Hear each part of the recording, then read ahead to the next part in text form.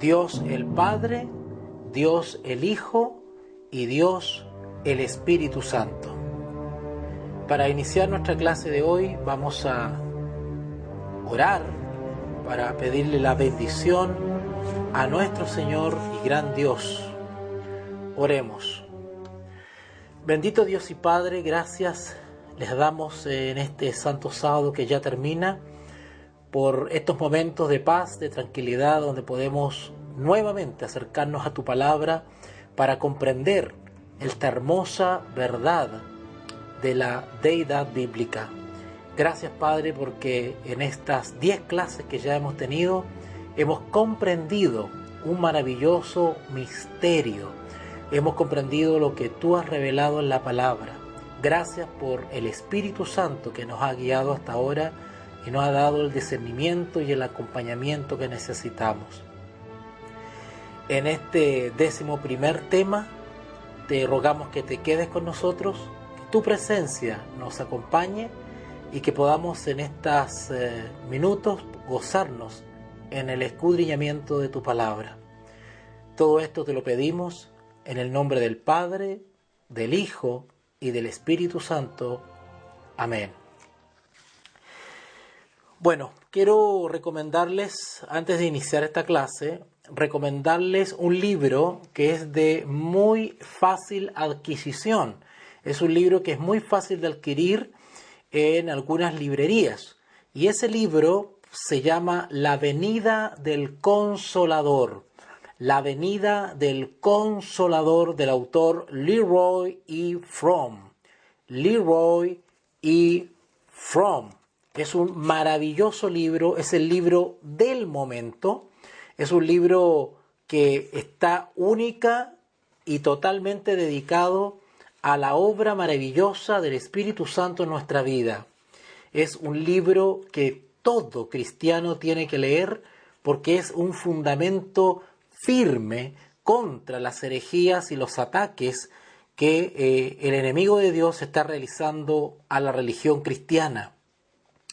En su índice van a encontrar temas como la promesa del Espíritu, en el cual se habla justamente de la personalidad del Espíritu, su misión y su obra sobre los irregenerados.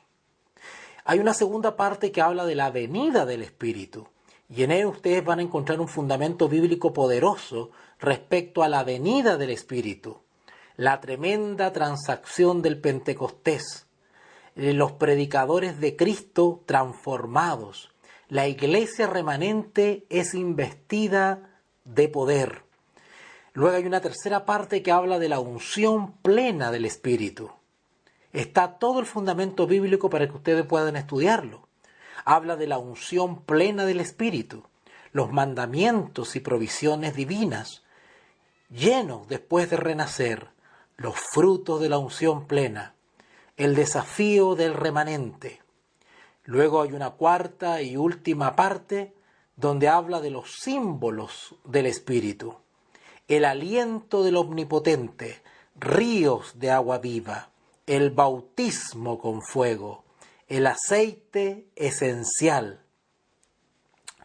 Este libro maravilloso, La venida del Consolador, por el autor Leroy Edwin Fromm, un libro maravilloso, un libro que todo cristiano tiene que conseguir y leer. Es un libro que no es muy voluminoso, tendrá que ser unas 300 hojas, de lectura muy fácil, muy bíblico, muy fundamentado bíblicamente, y sobre todo que es un libro absolutamente confiable. Estamos hablando de un pionero del movimiento adventista, y él pues hace este libro tremendamente recomendable.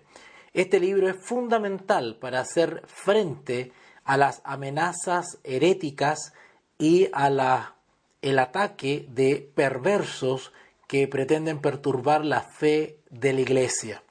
Quiero leer tan solo algunos párrafos de el capítulo 2, que inicia en la página 33, y dice así: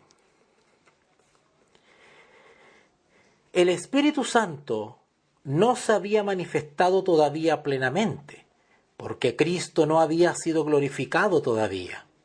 El impartimiento más abundante del Espíritu no sucedió hasta después de la ascensión de Cristo. Mientras no lo recibiesen, no podrían los discípulos cumplir con la misión de predicar el Evangelio al mundo. Pero en ese momento el Espíritu les fue dado con un propósito especial. Antes que los discípulos pudiesen cumplir sus deberes oficiales en relación con la Iglesia, Cristo sopló su Espíritu sobre ellos. Les confiaba un cometido muy sagrado y quería hacerles entender que sin el Espíritu Santo esta obra no podía hacerse. El Espíritu Santo es el aliento de la vida espiritual. Un impartimiento del Espíritu es el impartimiento de la vida de Cristo. Comunica al que lo recibe los atributos de Cristo. Quiero decirles que este autor que le acabo de recomendar se basa exclusivamente para argumentar en un sólido escrito está. Y cuando él lo requiere, para complementar, introduce citas del espíritu de profecía en relación a la obra del Espíritu Santo. Así que desde ya este libro que recomiendo absolutamente que lo puedan conseguir y leer con toda confianza. Se llama La venida del Consolador, del autor Leroy Edwin Fromm. ¿Okay?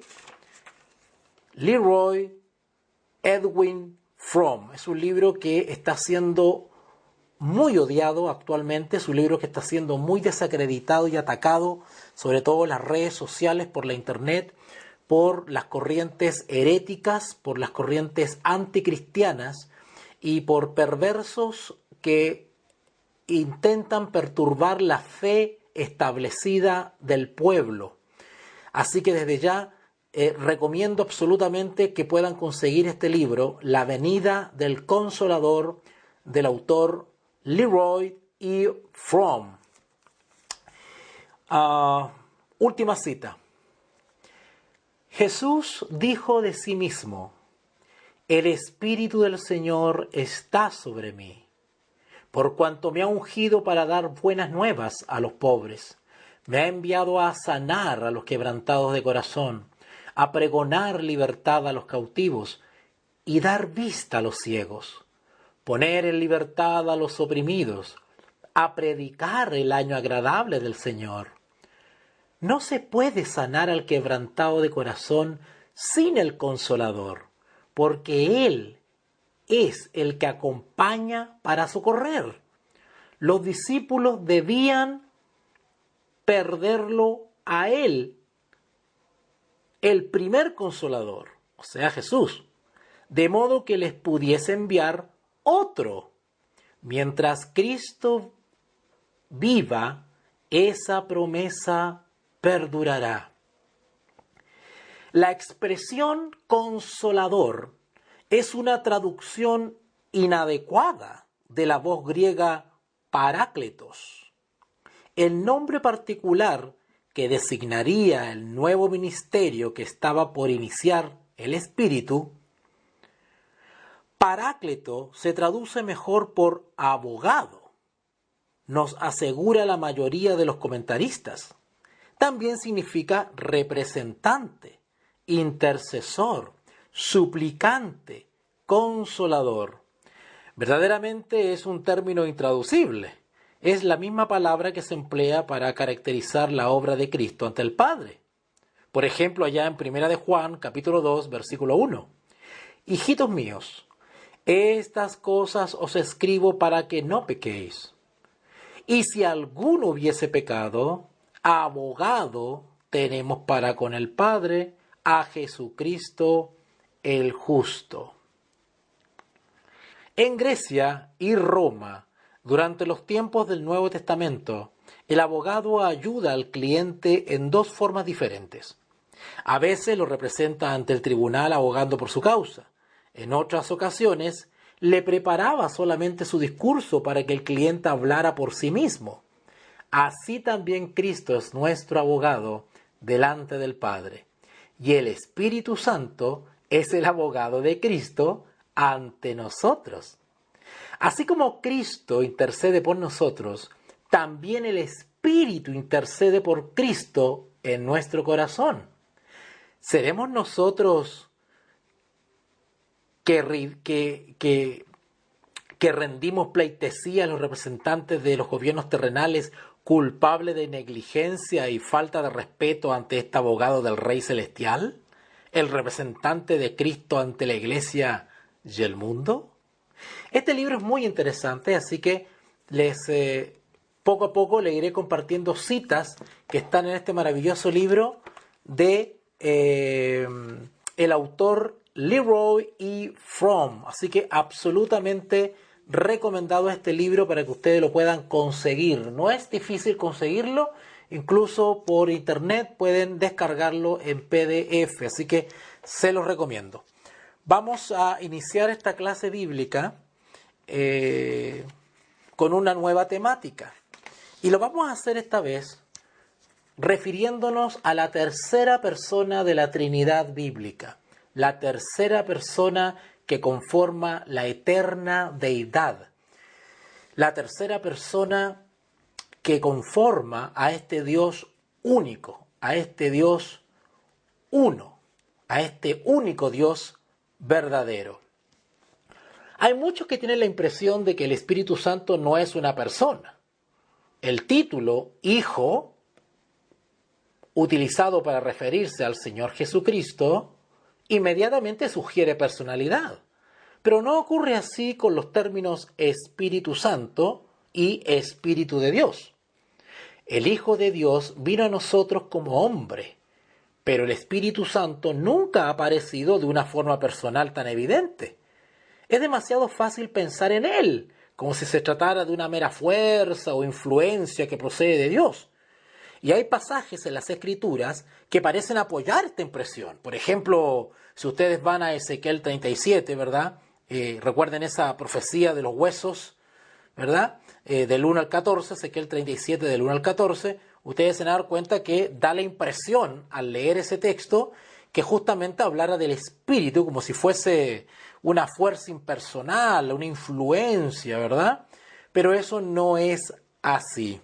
Cuando se entiende la terminología bíblica, los conceptos bíblicos en su contexto y en su totalidad, pues logramos tener una comprensión más nítida de quién es el Espíritu Santo. Cuando observamos todo lo que las Escrituras dicen acerca del Espíritu Santo, se hace evidente que Él es verdaderamente una persona, que es Dios en el mismo sentido que lo son el Padre y el Hijo, y que sin embargo es distinto a ambos. Lo vemos actuando como persona. Si echamos un vistazo, por ejemplo, al libro de Juan, vamos a ir ahora al libro de Juan, el Evangelio según San Juan. Vamos para allá, al Evangelio según San Juan. Y vamos a repasar algunos textos en los cuales vamos a extraer justamente la respuesta a la pregunta si el Espíritu Santo es una persona. Si ustedes quieren tener todo el fundamento bíblico respecto a esta pregunta, pues no tienen más que hacer que estudiar o leer detenidamente el capítulo 14 al capítulo 16 del Evangelio según San Juan. Y van a encontrar textos maravillosos, como por ejemplo San Juan capítulo 14, versículo 17.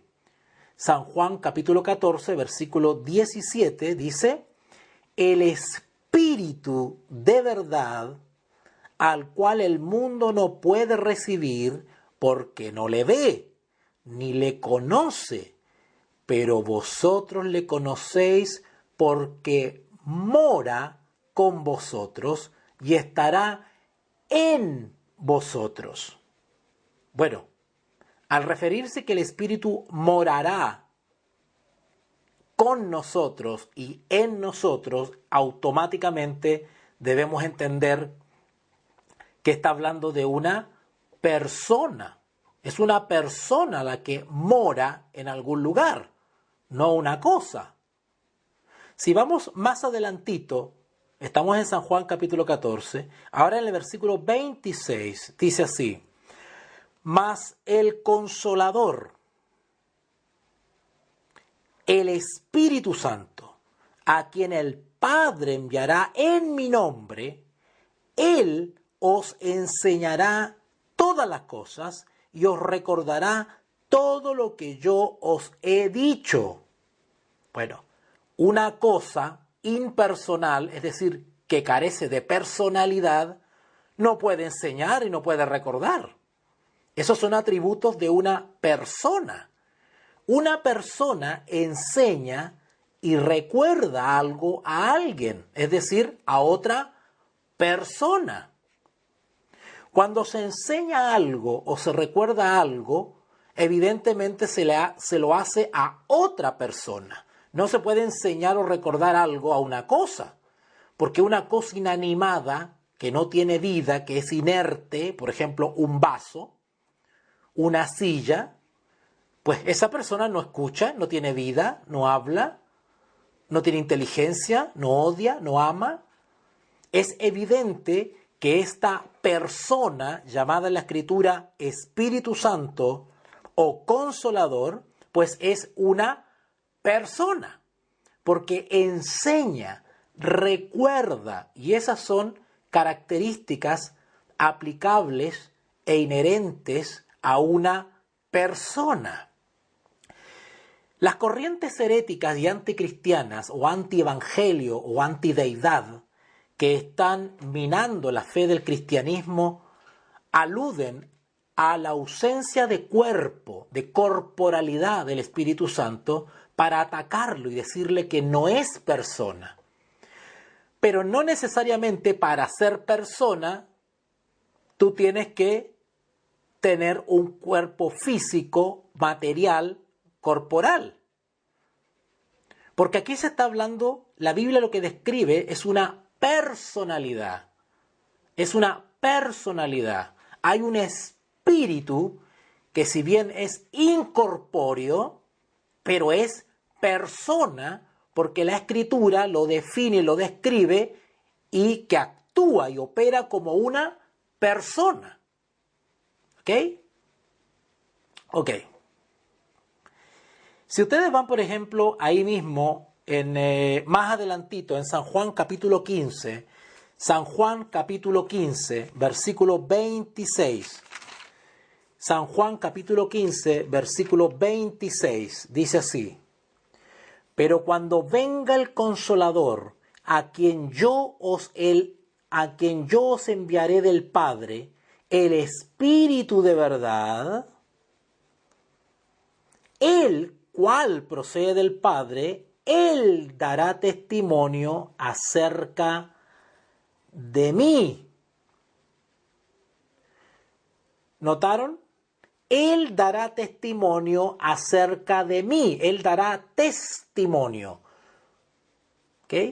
Cuando habla de testimonio, quiere decir que este espíritu, que es una persona, hablará, testificará, será testigo, transmitirá algo de lo cual es testigo.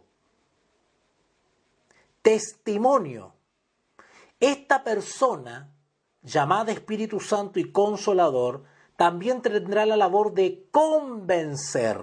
Si ustedes van a San Juan capítulo 16, versículo 8, San Juan capítulo 16, versículo 8, y cuando Él venga, noten las expresiones, ¿eh? Si estuviese hablando de una cosa, ¿verdad? Una cosa como una influencia, una fuerza, no sé, un fantasma. Pero aquí no, toda la descripción bíblica se refiere a una persona, como si estuviese hablando de otro. Cuando Él venga, convencerá al mundo de pecado, de justicia y de juicio. Convencerá. Más adelantito, en el versículo 13 y 14, San Juan 16, 13 y 14, cuando venga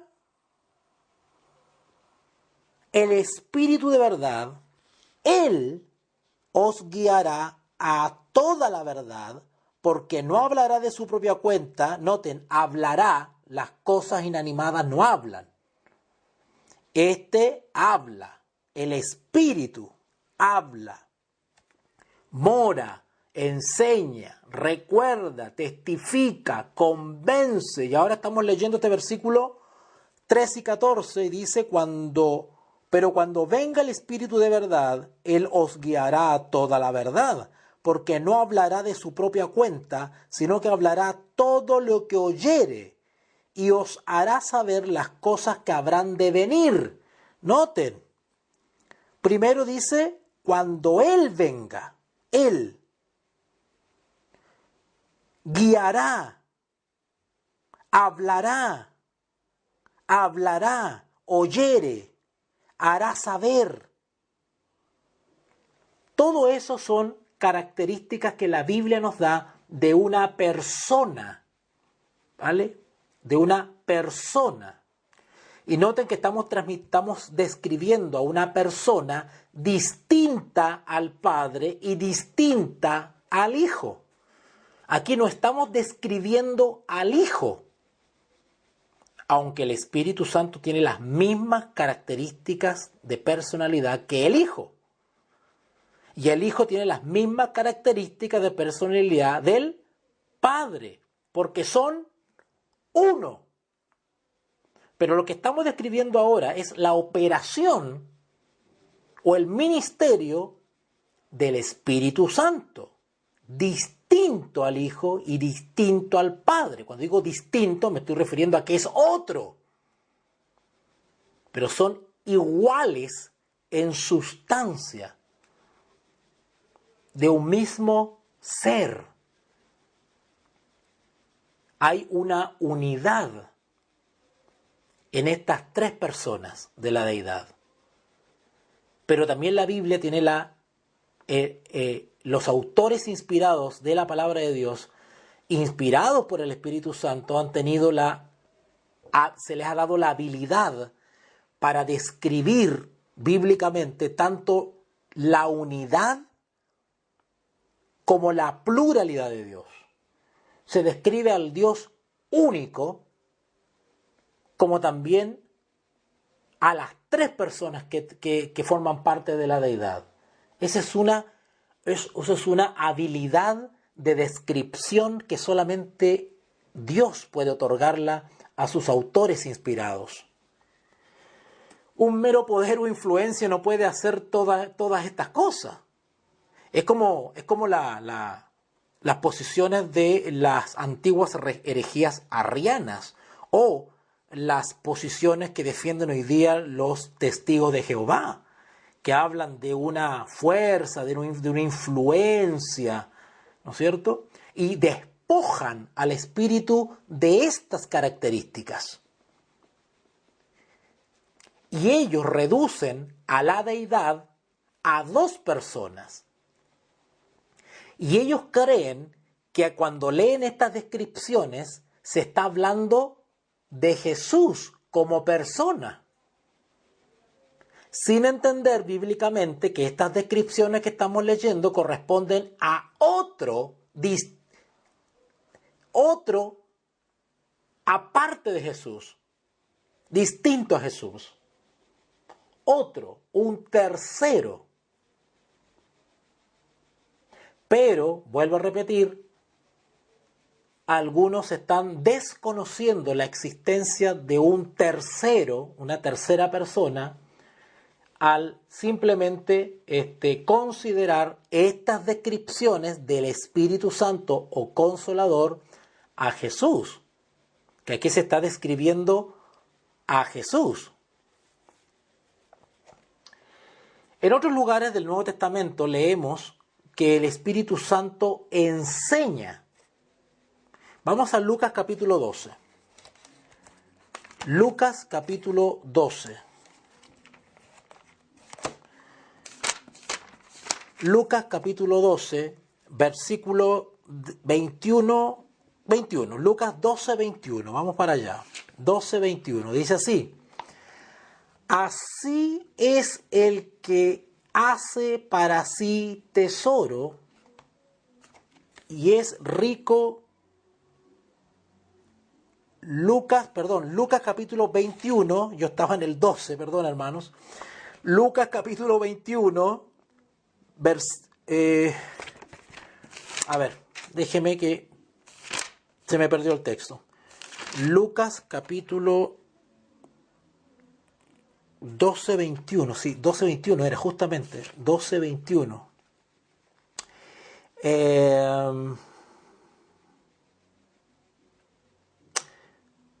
Fíjese que se me acaba de perder este texto. No sé dónde lo dejé. Bueno, se lo voy a quedar debiendo, donde la palabra de Dios nos comprueba que el Espíritu Santo enseña. Bueno, ya vimos uno ya, ¿verdad? Ya vimos uno, ¿verdad? En Juan 14, 17 y en Juan 14, 26, que el Espíritu Santo nos enseñará todas las cosas. Hay muchos más textos donde habla que el Espíritu Santo nos enseña, ¿ya? Quería leerles uno de Lucas, pero se me perdió. Si lo recuerdo, se los leo. Bueno, vamos a seguir entonces. En 1 Corintios 2.13, en 1 Corintios 2.13, 1 Corintios 2.13, dice así, lo cual también hablamos, no con palabras enseñadas por sabiduría humana, sino con las que enseña el Espíritu, acomodando lo espiritual a lo espiritual. ¿Notaron? Lo cual también hablamos, no con palabras enseñadas por sabiduría humana, sino con las que enseña el Espíritu. El Espíritu realiza una labor pedagógica. Si ustedes van a Hechos 5.32, Hechos 5.32, Hechos 5.32, dice, y nosotros somos testigos suyos de estas cosas, y también el Espíritu Santo, el cual ha dado Dios a los que le obedecen. Ahí tenemos otro texto de que el Espíritu Santo testifica. Recuerden que ahí en el texto 32 dice, y nosotros somos testigos suyos de estas cosas, y también el Espíritu Santo, el cual ha dado Dios a los que le obedecen. ¿Okay? También tenemos evidencia de que el Espíritu Santo habla. ¿Puede hablar? Sí, puede hablar. Hechos capítulo 8, versículo 29. Hechos capítulo 8, versículo 29.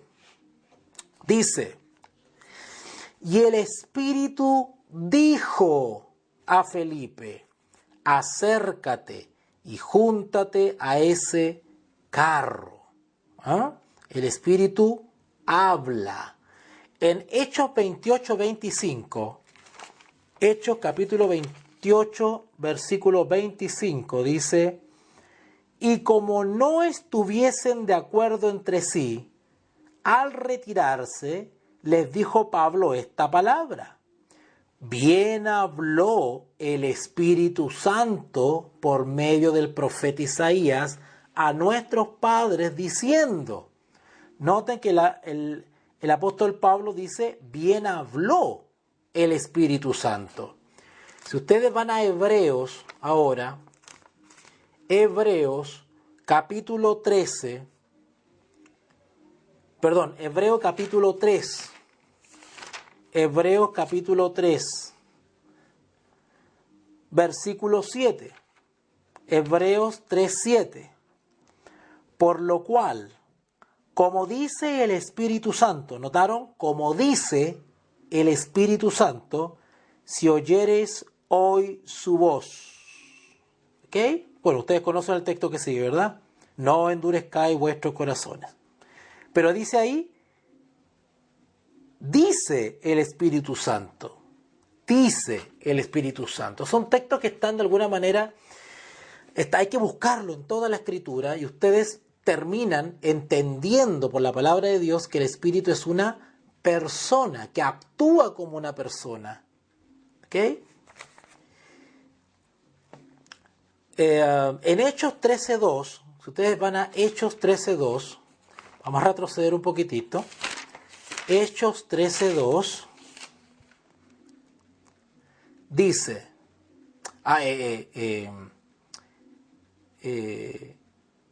hablando de que el Espíritu Santo es el que te escoge a ti para un ministerio. Porque están pululando, por ejemplo, por las redes sociales, muchos predicadores, muchos comentadores, muchos ministerios, pero ¿habrán sido llamados por el Espíritu Santo? ¿Serán realmente atalayas llamados por el Espíritu Santo? ¿O por otro espíritu? Bueno, la Biblia nos confirma que es el Espíritu Santo el que llama al ministerio. Dice así, Hechos capítulo 13, versículo 2. Ministrando estos al Señor y ayunando, dijo el Espíritu Santo, apartadme a Bernabé y a Saulo para la obra a que los he llamado. ¿Notaron qué bonito? Ministrando estos al Señor y ayunando, dijo el Espíritu, apartadme a Bernabé y a Saulo para la obra que los he llamado. No solamente llama al ministerio y escoge a sus siervos, sino que los envía. Hay algunos que han sido enviados sin ser llamados. Vamos a Hechos 13.4. Hechos 13.4, ahí abajito. Ellos entonces, enviados por el Espíritu Santo, descendieron a Seleucia y de allí navegaron a Chipre. Ustedes notaron que tenemos que tener mucho cuidado en discernir qué ministerios realmente son genuinos. ¿Quién o quiénes de los que hoy se proclaman como atalayas y centinelas realmente han sido llamados como obreros? Y más aún, ¿quiénes realmente han sido enviados por el Espíritu? ¿Okay? El Espíritu Santo también puede prohibir ciertas acciones. En Hechos capítulo 16, versículo 6 y 7. Hechos de los Apóstoles, capítulo 16, versículos 6 y 7. Dice así: y atravesando Frigia y la provincia de Galacia, le fue prohibido por el Espíritu Santo hablar la palabra en Asia. Y cuando llegaron a Misia, intentaron ir a Bitinia, pero el Espíritu Santo no se los permitió. ¡Qué hermoso! También el Espíritu Santo puede prohibir ciertas acciones. ¿Quién más que una persona puede prohibir? ¿Saben ustedes que el Espíritu Santo también es capaz de levantar a los muertos? Romanos capítulo 8, versículo 26. Romanos 8, 26. Dice así: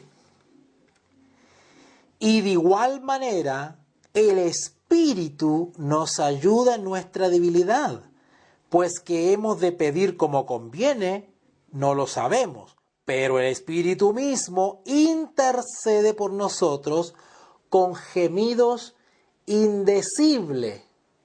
¿Okay? Gemidos indecibles. ¿Okay? Versículo 27. Mas el que escudriña los corazones sabe cuál es la intención del Espíritu, porque conforme a la voluntad de Dios intercede por los santos. Qué hermoso, ¿eh? Como Él intercede, habla, prohíbe, ¿verdad? Así que esto es maravilloso, como estamos viendo la intercesión del Espíritu Santo, como Él revive, ¿verdad? Revive a las personas que están muertas en el pecado. Habla de que el Espíritu Santo también nos santifica. Nos santifica. Romanos capítulo 15, versículo 16. 15, 16. Romanos capítulo 15, versículo 16. ¿Okay? Para ser ministro de Jesucristo a los gentiles, ministrando el Evangelio de Dios, para que los gentiles les sean ofrenda agradable, santificada por el Espíritu Santo. La obra de santificación y de perfección solamente es posible con la influencia poderosa de esta tercera persona de la Trinidad bíblica, la cual santifica al discípulo de Cristo. El Espíritu Santo también revela, escudriña, conoce. Si van a Primera de Corintios, capítulo 2, Primera de Corintios, capítulo 2, versículos 10 y 11. Primera de Corintios, capítulo 2, versículos 10 y 11. Dice así: pero Dios nos las reveló a nosotros por el Espíritu. ¿Notaron? Revela. Porque el Espíritu todo lo escudriña, aún lo profundo de Dios. Versículo 11. Pero, ¿quién de los hombres sabe las cosas del hombre, sino el Espíritu del hombre que está en él? Así tampoco nadie conoció las cosas de Dios, sino el Espíritu de Dios. Y recuerden lo que el Señor Jesús nos dijo allá en San Juan 14 y los capítulos que en adelante, que el Espíritu tomará de lo mío, dice el Señor Jesús, y nos lo hará saber. ¿Ok? Y el Espíritu Santo efectúa muchas otras acciones que solamente una persona puede hacer. Él, el Espíritu Santo, no solamente actúa como persona, sino que se le atribuyen las características que constituyen la persona, una personalidad. Se dice que tiene inteligencia. Vamos a San Juan capítulo 14. San Juan capítulo 14.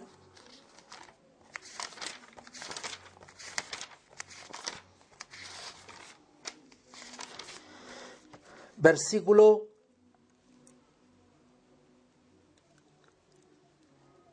San Juan capítulo 14, versículo 26. San Juan capítulo 14, versículo 26.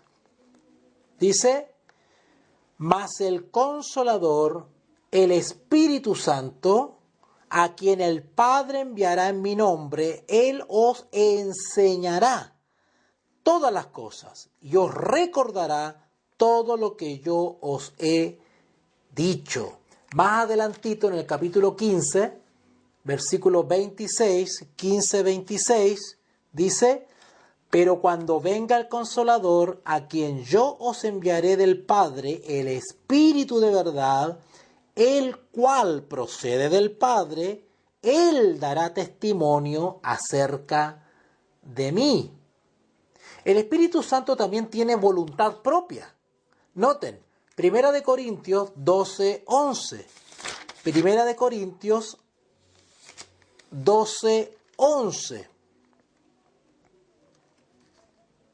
Pero todas estas cosas las hace uno y el mismo Espíritu, repartiendo a cada uno en particular como Él quiere. ¿Notaron que tiene voluntad propia? ¿Sabían ustedes que el Espíritu Santo también tiene sentimientos? Claro que sí. Busquen en el Antiguo Testamento Isaías capítulo 63. Isaías 63. Isaías 63:10. Dice, mas ellos fueron rebeldes e hicieron enojar su Santo Espíritu. ¡Wow! Hicieron enojar su Santo Espíritu, por lo cual se les volvió enemigo y él mismo peleó contra ellos. ¡Qué increíble! En Efesios, vamos para Efesios capítulo 4, Efesios capítulo 4, versículo 30. Efesios 4:30 dice, y no contristéis. Eso de contristar es entristecer, apenar. Y no contristéis al Espíritu Santo de Dios, con el cual fuisteis sellados para el día de la redención. ¡Qué lindo! Hubiera podido hablar Pablo de el amor del Espíritu si el Espíritu Santo fuese simplemente una manera de describir una fuerza que es Dios en acción. No. Cuando Pablo se expresa así, cuando dice el amor del Espíritu, es porque el Espíritu tiene sentimiento. Podemos herirlo, podemos ofenderlo, podemos contristarlo. En Romanos capítulo 15, versículo 30. En Romanos capítulo 15, versículo 30. Romanos 15:30 dice, pero os ruego, hermanos, por nuestro Señor Jesucristo y por el amor del Espíritu, ¿notaron? Y por el amor del Espíritu, que me ayudéis orando por mí a Dios. El Espíritu Santo es amor, siente amor por nosotros y nos ama. Por eso que aunque estemos solos físicamente y no contemos con el apoyo de ningún ser humano a nuestro lado, nunca estamos solos.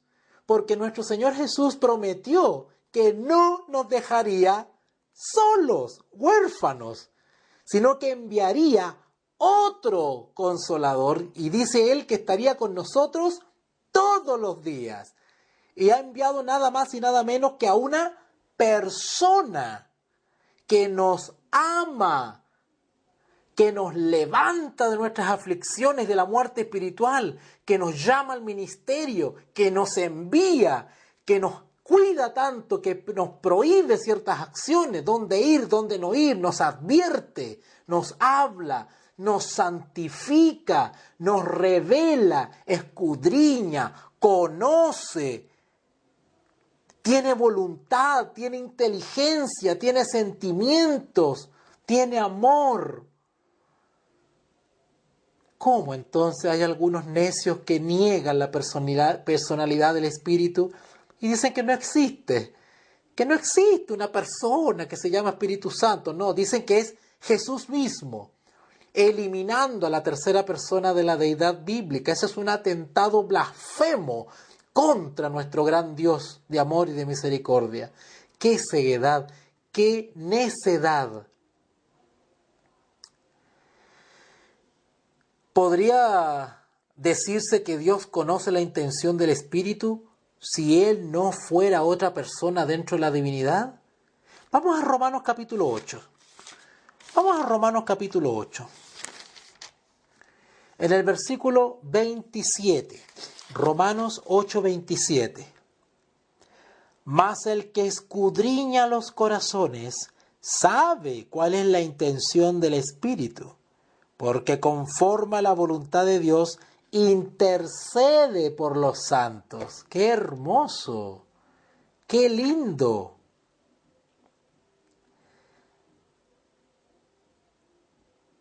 ¿Y cómo podrían los hombres mentirle? ¿Se puede mentir al Espíritu Santo? ¿Que todo lo escudriña? ¿Que todo lo sabe? Hechos capítulo 5. Hechos capítulo 5, versículo 3. Hechos de los Apóstoles, capítulo 5, versículo 3. Y dijo Pedro a Ananías: ¿por qué llenó Satanás tu corazón para que mintieses al Espíritu Santo y sustrajeses del precio de la heredad? ¡Wow! Esto está increíble. ¿Le podemos mentir al Espíritu? No. O sea, podemos intentar mentirle, pero no le vamos a engañar. Porque Él escudriña los corazones y todo lo sabe. Porque tiene las mismas atributos de Dios el Padre y de Dios el Hijo, porque son uno. Un mismo Dios, único y verdadero. En Hechos, también capítulo 5, el versículo 9, nos habla de que algunos intentaron tentar al Espíritu. Esto de tentar quiere decir provocar, tentar al Espíritu Santo. Fíjense, Hechos 5, 9. Y Pedro le dijo: ¿por qué convinisteis en tentar al Espíritu del Señor? He aquí a la puerta los pies de los que te han sepultado a tu marido, y te sacarán a ti. ¿Se puede resistir al Espíritu Santo? ¿Se puede cometer el famoso pecado imperdonable que es ignorar la influencia del Espíritu en nuestra vida? ¡Claro! Hechos de los Apóstoles, capítulo 7, versículo 51. Hechos de los Apóstoles, capítulo 7, versículo 51. Duros de cerviz e incircuncisos de corazón y de oídos, vosotros resistid siempre al Espíritu Santo como vuestros padres, así también vosotros. Los hermanos que están abandonando el cristianismo al dudar de la personalidad del Espíritu Santo, hay algunos que dicen que ni siquiera existe. Lo que están haciendo simplemente primero es blasfemar contra el Espíritu Santo. Y si ellos continúan en ese fanatismo y en esa ceguedad y necedad, pues terminarán simplemente rechazando completamente, resistiendo al Espíritu Santo. ¿Han escuchado ustedes esa expresión de que el Espíritu se aleja? Bueno, eso sucede definitivamente cuando la persona insiste en resistir al Espíritu. Esas personas, creyendo que son cristianas y que han recibido nueva luz, el vacío que tienen en su corazón será reemplazado por otro espíritu distinto al espíritu descrito en la Biblia. Porque ellos han eliminado a la tercera persona de la Trinidad bíblica, por el solo hecho de tenerle tirra y de tenerle odio a la palabra Trinidad. Han caído de un engaño a otro hasta el punto de caer en la blasfemia y en la actitud y el ministerio de un anticristo. Porque al atacar, desconocer, ignorar y blasfemar contra el Espíritu Santo, están atacando a Dios y están atacando a Jesús. Porque nosotros creemos en un solo Dios. Y al atacar a una de sus personas, atacas a Dios mismo. Tremendo engaño, tremendo engaño. En Efesios capítulo 4, versículo 30, Efesios capítulo 4, versículo 30, dice así: y no contristéis al Espíritu Santo. Ya lo habíamos leído, ¿verdad? Tiene que ver con entristecerlo. Con el cual fuisteis sellados para el día de la redención. Hay algunos que han intentado enfrentar al Espíritu, los hermanos que se han constituido como anticristos o herejes o anticristianos o antideidad bíblica, están constantemente con sus pseudoestudios enfrentando a Dios con una desfachatez digna del mismo diablo, creyendo que un simple ser humano puede enfrentar el poder del Espíritu Santo. En Hebreos capítulo 10, Hebreos capítulo 10, vamos para allá.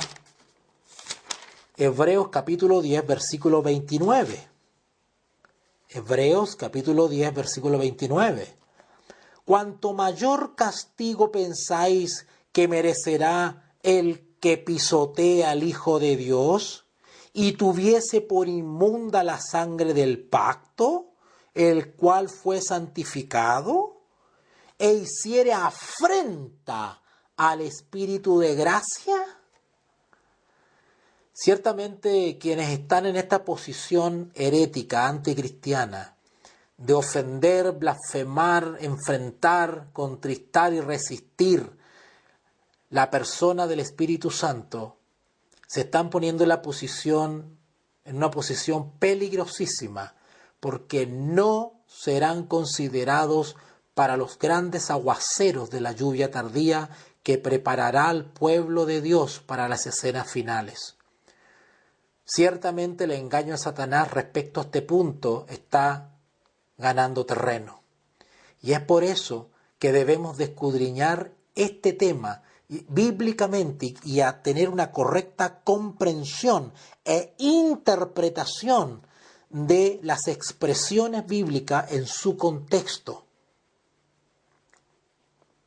Dice así: ¿acaso se podría blasfemar contra el Espíritu Santo finalmente? Sí, lamentablemente. En el libro de Mateo capítulo 12, se describe algo que voy a ampliarlo un poquito y lo voy a poner en su contexto, porque este texto es escalofriante. Este versículo que vamos a leer ahora es escalofriante y debería hacer temblar a aquellos que se atreven a atacar y a hacer guerra contra el Espíritu Santo. Dice Mateo capítulo 12, versículo 31. Por tanto os digo, todo pecado y blasfemia será perdonado a los hombres, mas la blasfemia contra el Espíritu no les será perdonado. ¿Cuándo sucede esto? ¿Cuándo sucede esto? Pronto el tiempo de gracia se cerrará. Pero antes que suceda eso, pasará un ángel con un tintero de escribano, sellando a su remanente. Aquellos que están en la posición de resistir y enfrentar y contristar al Espíritu Santo, no serán sellados. No serán sellados. Ustedes ya leyeron ya en Efesios 4:30. ¿Por qué entristecéis o contristáis al Espíritu con el cual fuisteis sellados? Que aquellos que están en esa obra maléfica y anticristiana de atacar, cuestionar, dudar, rechazar la personalidad del Espíritu Santo, su obra y ministerio, como la tercera persona de la Trinidad bíblica, esas personas corren el riesgo efectivamente de perder su salvación para siempre. Pues primero que todo, no estarán experimentando de manera genuina, aprobada por Dios, el proceso de santificación, para lo cual es fundamental la obra de esta persona en la vida de cada uno. Y segundo, no serán beneficiarios o receptores de la lluvia tardía que los capacitará para el tiempo de angustia. Esto es gravísimo lo que está sucediendo. ¿Podemos invocar al Espíritu? ¿Podemos invocarlo? Hay personas que me han preguntado, bueno, ¿y podemos dirigirnos al Espíritu? Como si fuese pecado. Están como asustadas. Los movimientos heréticos y anticristos que están pululando en el mundo cristiano están aterrorizando a la gente, infundiéndoles ideas, temores y prejuicios que son infundados. Yo le hago una pregunta a los oyentes. ¿Podemos invocar al Espíritu? Sí. ¿Por qué no? ¿Por qué no? Ezequiel capítulo 37. Ezequiel capítulo 37.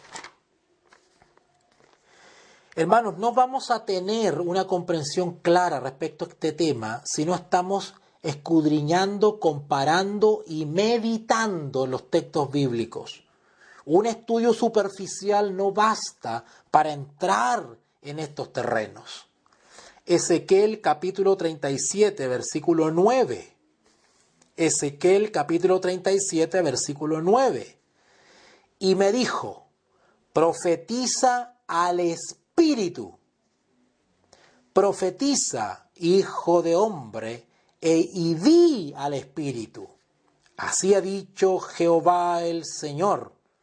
Espíritu, ven de los cuatro vientos y sopla sobre estos muertos y vivirán. ¿Podemos invocar al Espíritu? Sí. ¿Podemos solicitar su presencia? Sí.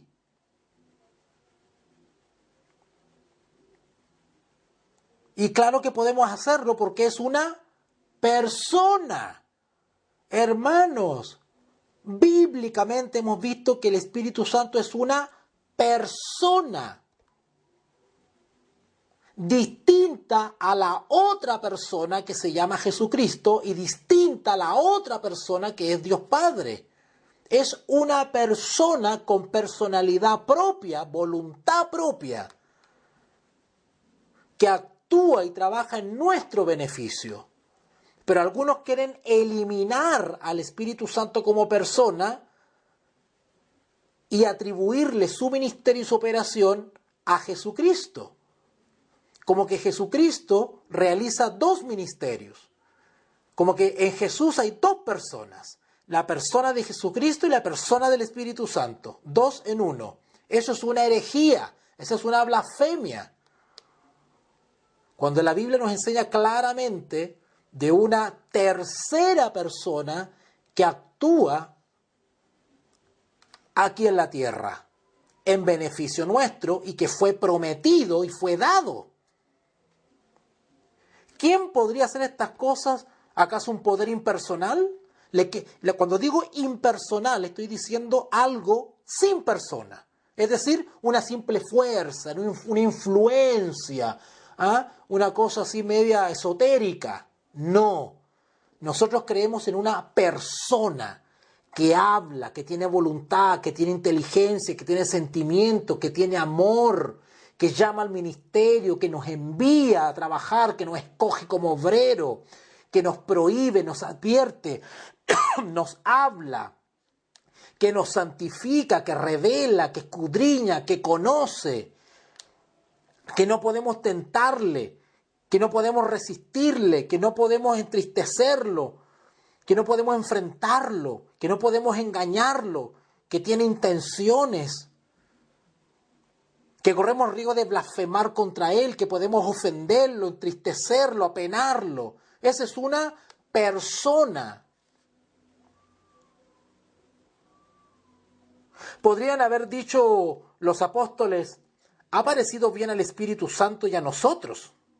Por ejemplo, vamos a Hechos capítulo 15. Fíjese la expresión de los apóstoles.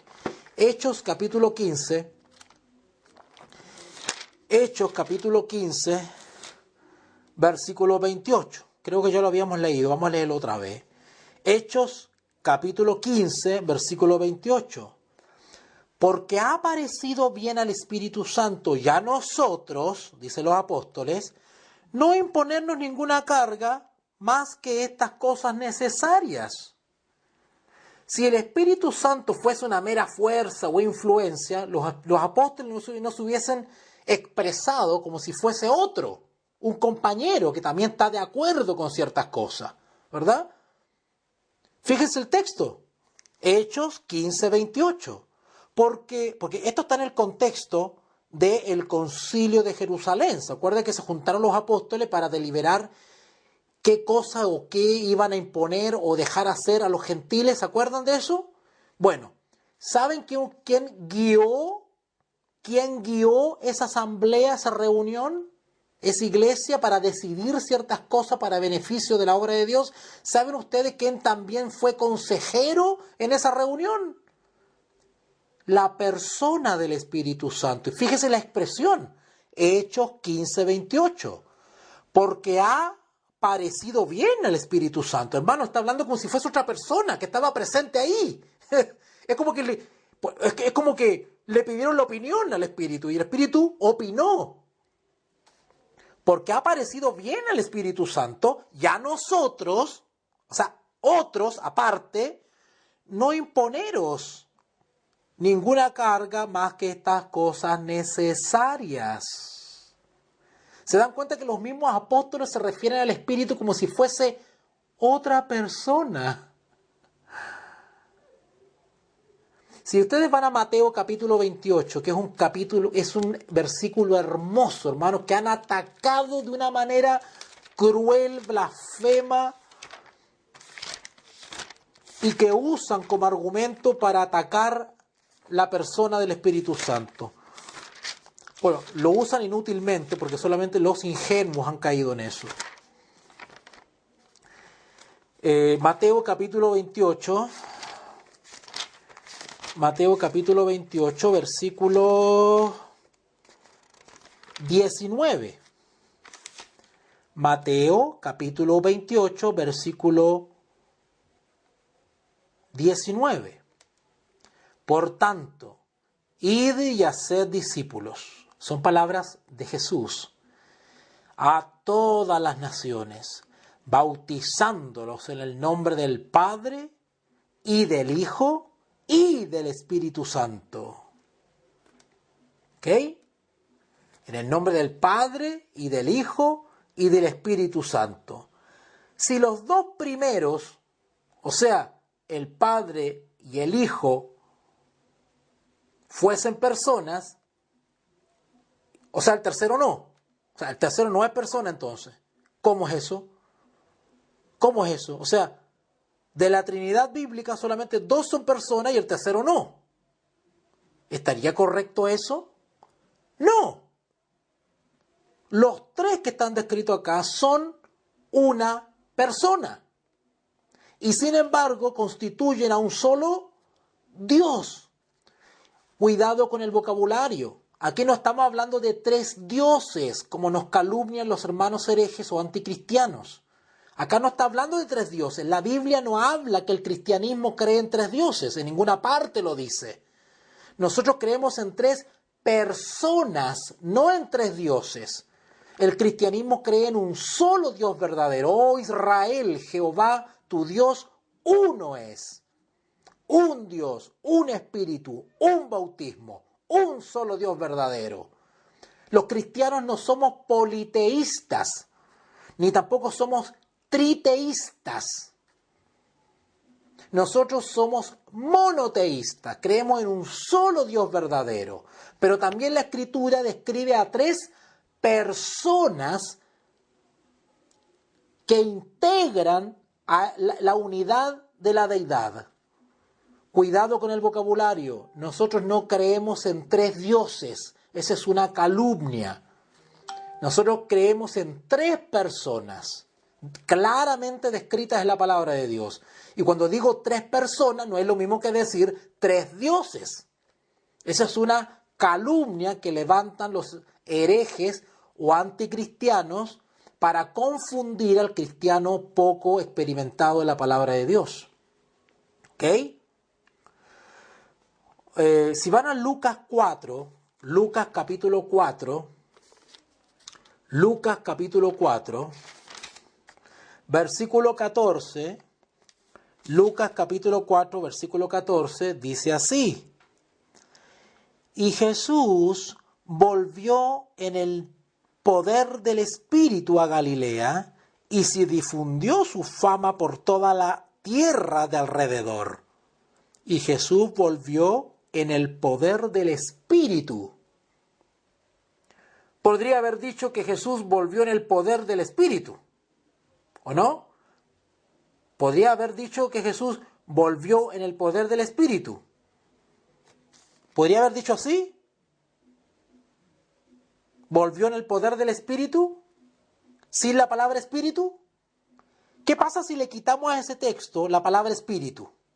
Jesús volvió en el poder a Galilea.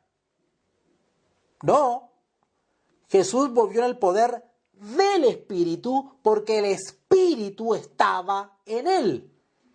¿O qué fue lo que se posó en él en el bautismo?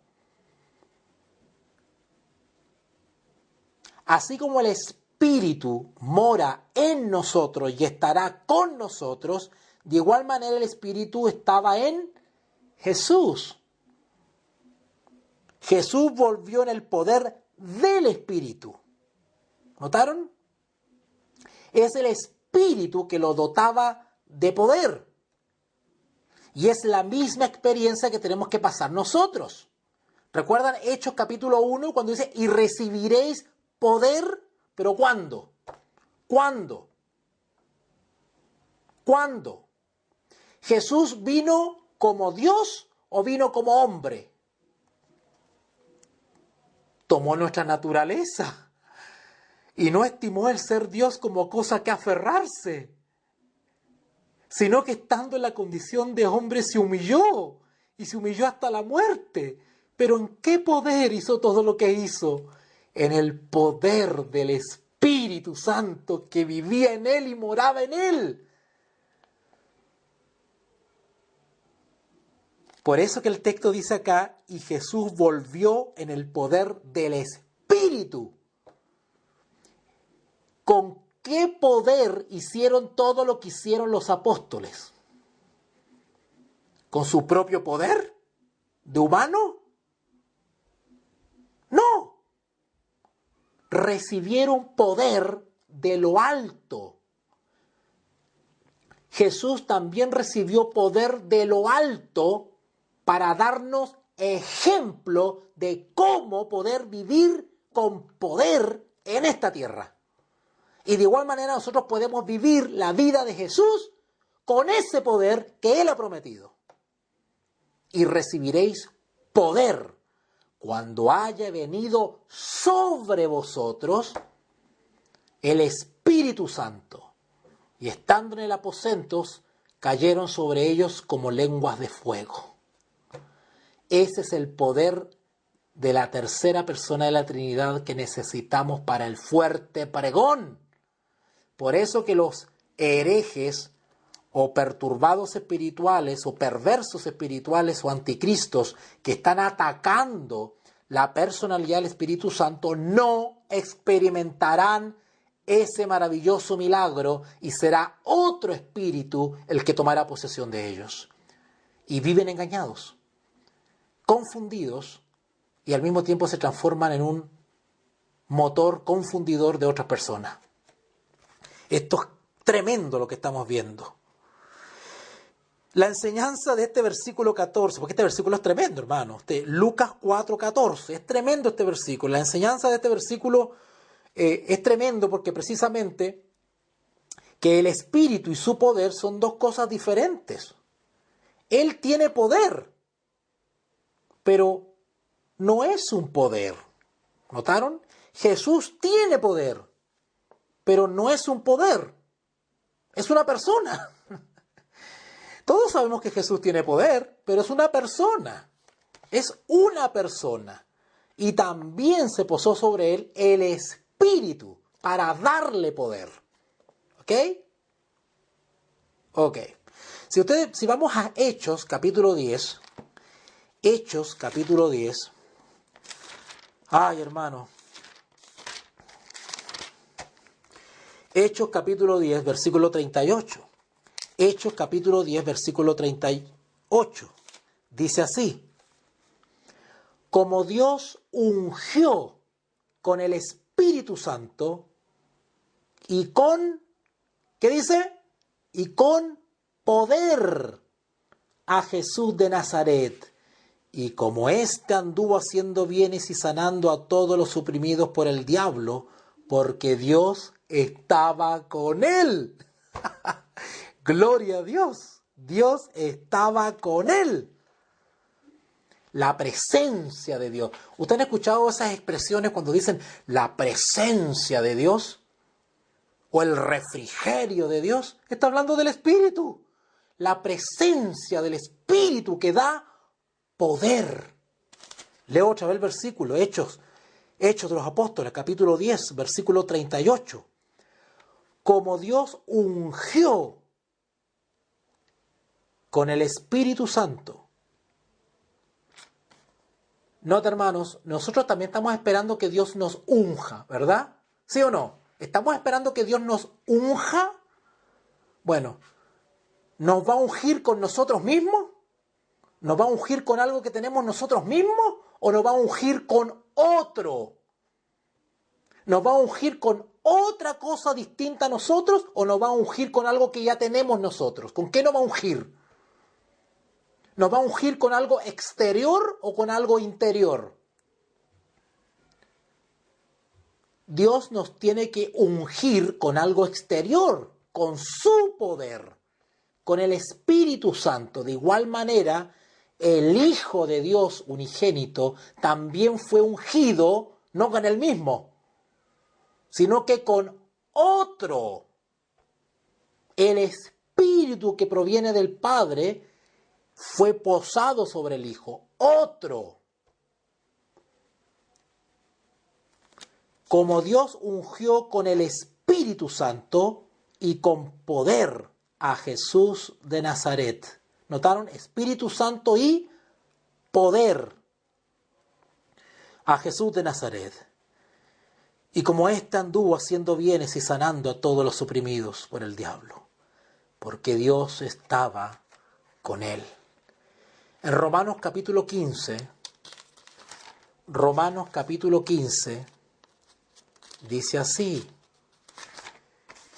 Romanos capítulo 15, en el versículo 13, Romanos 15, 13, dice, y el Dios de esperanza os llene de gozo y paz en el creer, para que abundéis en esperanza por el poder del Espíritu Santo. Eso es un poder externo a nosotros, es otro que no solamente recibió Cristo, sino que también tenemos que recibir nosotros. Es otra persona distinta a Cristo y distinta a nosotros que tiene que morar en nosotros. ¿Ok? En 1 Corintios capítulo 2,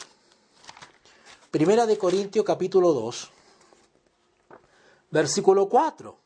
1 Corintios capítulo 2, versículo 4, dice así: y ni mi palabra ni mi predicación fue con palabras persuasivas de humana sabiduría, sino con demostración del Espíritu y del poder. Ahora, ese poder es bien amplio, pero en este texto habla de un poder de regenerar la vida, es decir, santificación. El Espíritu Santo nos ayuda y tiene el poder de santificarnos. ¿Ok? El Nuevo Testamento se escribió en griego y la palabra griega para espíritu es neuma. ¿Ok? Neuma. Ahora, este sustantivo es neutro. La palabra espíritu o neuma es neutro, es decir, no tiene sexo. ¿Vale? Eso quiere decir neutro, que no tiene sexo. ¿Ok? No es femenino ni masculino. Cuando la Biblia dice espíritu, o sea, en griego neuma, eso es neutro, no tiene sexo. Ahora, esto significa que los griegos no consideraban neuma como él o ella, sino como un ello. Sin embargo, en la Biblia, en San Juan 16, vamos para allá, en San Juan 16, si ustedes van a San Juan 16, en el versículo 7 y 8, dice: San Juan 16, 7 y 8. Pero yo os digo la verdad. Os conviene que yo me vaya, porque si no me fuera, el Consolador no vendría a vosotros, mas si me fuere, os lo enviaré. El 8. Y cuando Él venga, convencerá al mundo de pecado, de justicia y de juicio. Nota que le habla al Espíritu o al Consolador, le habla de Él. Versículo 13 y 14. Ahí mismo, San Juan 16, versículo 13 y 14. Pero cuando venga el Espíritu de verdad, Él os guiará a toda la verdad, porque no hablará de su propia cuenta, sino que hablará todo lo que oyere, y os hará saber las cosas que habrán de venir. Él me glorificará, porque tomará de lo mío y os lo hará saber, etcétera, etcétera. Y muchos más textos en ese sentido. Jesús se refirió al neutro, neuma, como un pronombre masculino. En otras palabras, lo llamó Él, cuando para obedecer las reglas gramaticales debía haberlo llamado ello, porque el original es neutro. Pero hay textos donde Jesús se refirió al Consolador como Él, masculino. Al hacer así, Jesús nos subrayó que el Espíritu Santo es una persona. El énfasis o el objeto de Jesús al llamarle Él no era de ponerse a pelear que si era hombre o mujer, femenino o masculino. Él lo que quería señalar es que es un pronombre y lo trata como una persona y no una cosa. Al mismo tiempo, llamó al Espíritu con el nombre de Consolador o Ayudador. ¿Ok?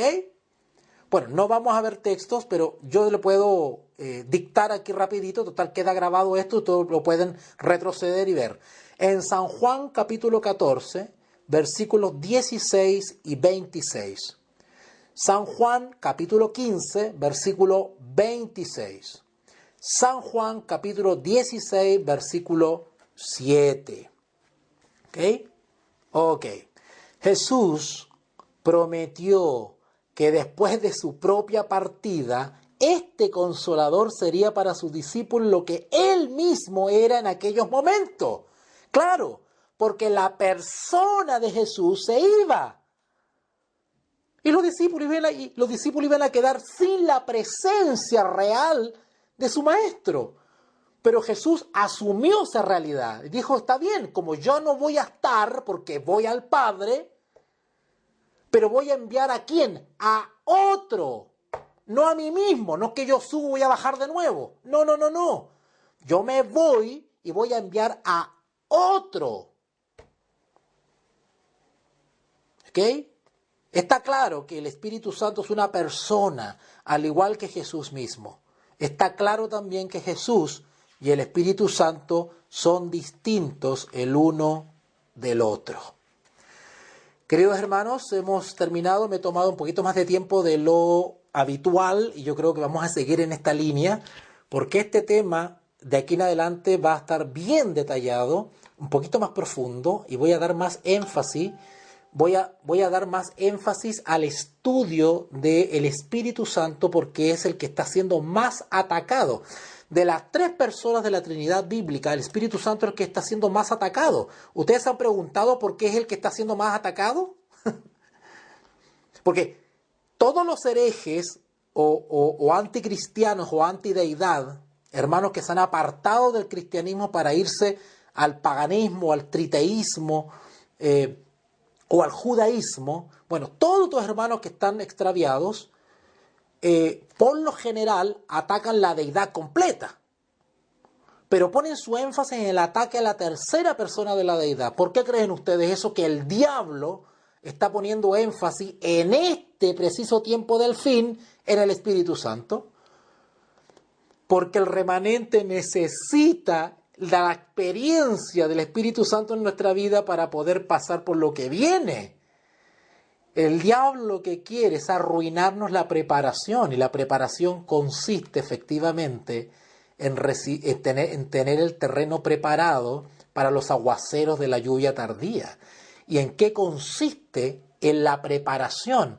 En despejar todo defecto, en eliminar toda impureza con la ayuda del Espíritu Santo que nos santifica para poder tener el corazón al recipiente listo mirando al cielo para que caiga la lluvia y recibir toda la agüita, toda la lluvia, el agua de lluvia del Espíritu Santo.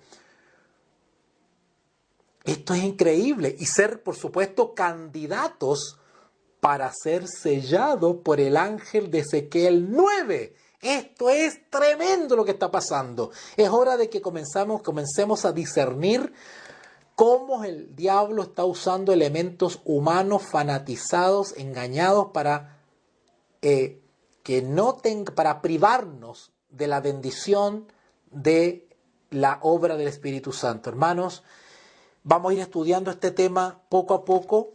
La próxima clase vamos a ver de que el Espíritu Santo no solamente es una persona, sino que también es una persona divina.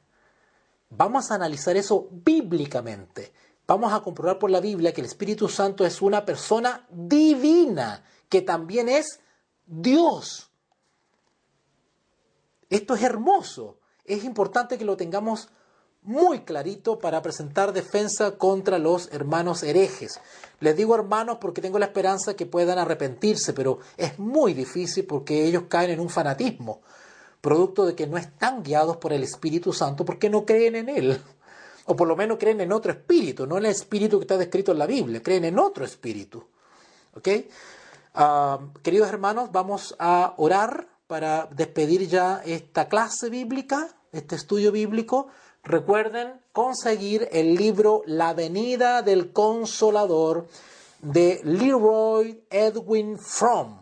Leroy Edwin Fromm. Es un libro que todavía se puede conseguir en algunas librerías. Así que pues consíganlo rápido porque es un libro increíble, maravilloso, donde se fundamenta bíblica y con el espíritu de profecía el ministerio, operación y persona del Espíritu Santo, la tercera persona de la Trinidad bíblica. Así que hermanos míos, vamos a orar ahora mismo.